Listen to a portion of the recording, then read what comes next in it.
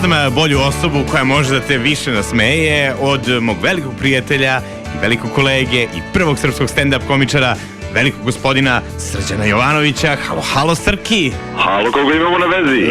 Dobar dan, poštovanje, Filip Uglenović, Radio 3, kao da ne znaš. Znaš onu anegdota je, ima 20 godina, ali...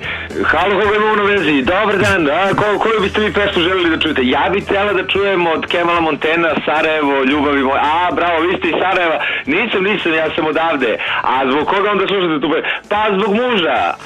Baš muž iz Sarajeva. Ne. Pa zašto onda? Pa zato što pesma počinje rečima zajedno smo grade rasli ti i ja, a moj muž se zove Grade.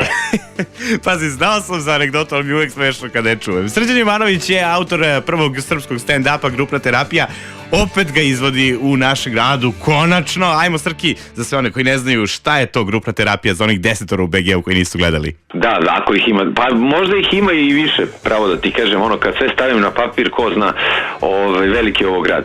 Grupna terapija je moja prva celovečernja stand-up komedija, koja je nastala sada već davne 2009. godine, i od tad se je menjala, brusila, izbacivala, dodavala, i to je sad nekih sat i po vremena proverenog materijala, predstave koja je uvežbana, navežbana i spremna. Trebalo je da bude održana večeras, međutim zbog nevremena je pomerena za 28. januar, mesto ostaje isto, Winterfest na Gardoš kuli, naravno u zatvorenom prostoru. Ajmo ovako onda, Srđane, šta će to biti smešno ljudima 28. januara, posljednje subote u mesecu? Pa samo da dođu, bit će im svašta smešno.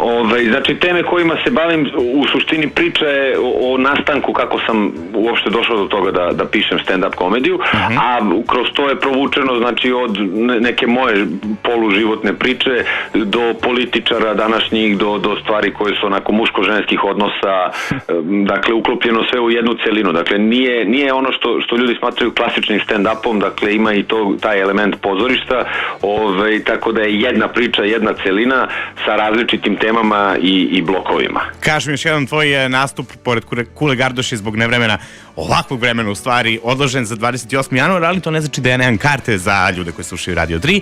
Facebook stranica Filip Uglenović na Radio 3 je otvorena, čekamo odgovor na jedno pitanje koje sam tamo postavio, a onda posljednje subote u mesecu idemo da slušamo Srke Jovanović i da se smejemo, ljudi moji, verujte mi, sat i po vremena, bukvalno neprestano. Srećno vam bilo!